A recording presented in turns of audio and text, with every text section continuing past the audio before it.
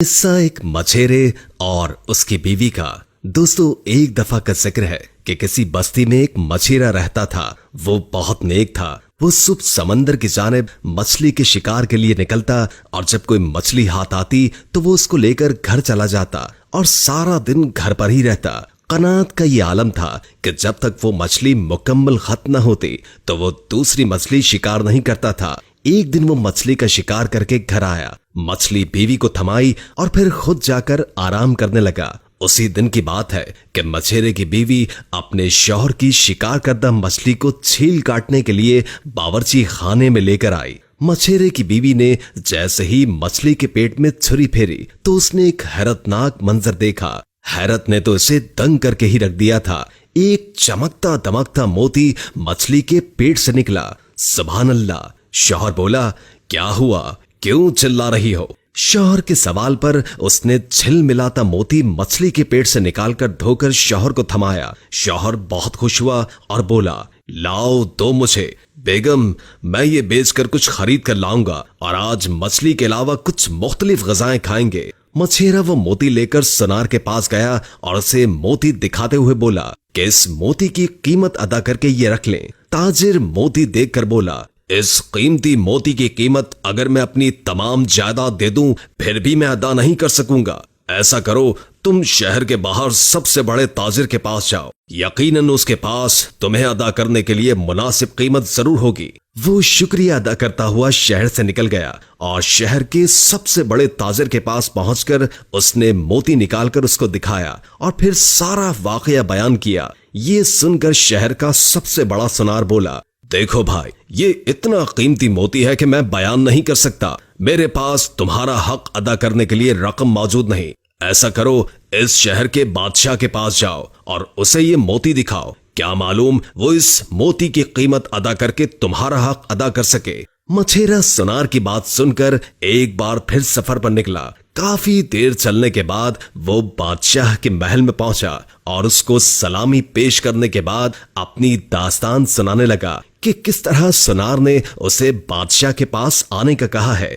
بادشاہ اس سے بولا، اچھا ٹھیک ہے، مجھے موتی دکھاؤ۔ مچھیرے نے وہ خوبصورت موتی ہتھیلی میں رکھ کے بادشاہ کے سامنے ہتھیلی پھیلائی۔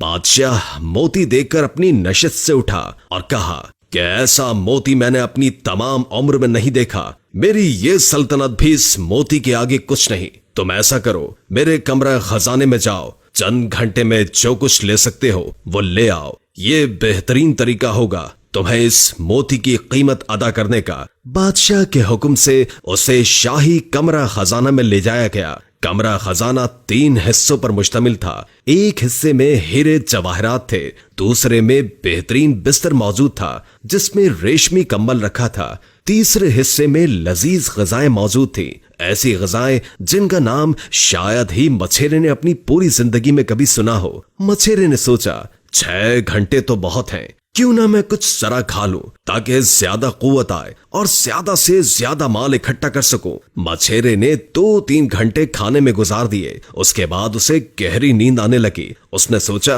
ابھی تو 4 گھنٹے ہیں، کیوں نہ 2 گھنٹے سو جاؤں، پھر جب اٹھوں گا تو زیادہ تازگی محسوس کروں گا اور پھر پھرتی سے ہیرے جواہرات جمع کر لوں گا۔ وہ سونے میں ہی مگن تھا کہ کسی کی گھمبیر آواز نے اس کی نیند میں خلل پیدا کر دیا۔ وہ فوراً اٹھ کر کھڑا ہوا تو اس نے دیکھا کہ بادشاہ اس کے سامنے کھڑا ہے اور اس سے کہہ رہا ہے، اٹھ اٹھ اے احمق مچھیرے، تجھے دی ہوئی مہلت ختم ہو چکی ہے۔ ہائے، وہ کیسے؟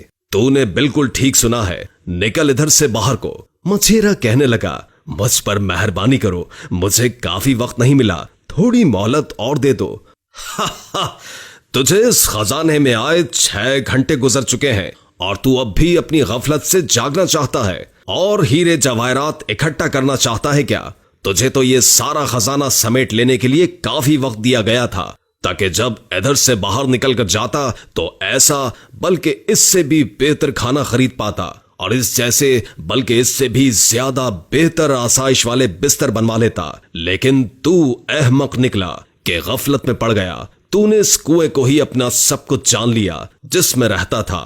باہر نکل کر سمندر کی وسعت دیکھنا تو نے گوارا ہی نہ کیا۔ نکالو باہر اس کو۔ मछेरा कहने लगा, नहीं नहीं, मुझको एक मोहलत और दे दो, मुझ पर रहम खाओ। लेकिन उन्होंने एक भी न सुनी और मछेरे को बाहर निकाल दिया। ये किस्सा तो इधर ही खत्म हो गया, लेकिन इबरत हासिल करने वाली बात है वो अभी खत्म नहीं होती। दोस्तों, इस मोती से मुराद हमारा आज है, क्योंकि आज में इस कदर ताकत है जो माजी और मुस्तकबिल में नहीं है, मगर हम अपने आज को या तो माजी की यादों में जाया कर देते हैं या फिर मुस्तकबिल की प्लानिंग में, और हमारा आज ऐसे ही हमसे छिन जाता है जैसे इस मछेरे से इसका मोती छीन लिया गया था।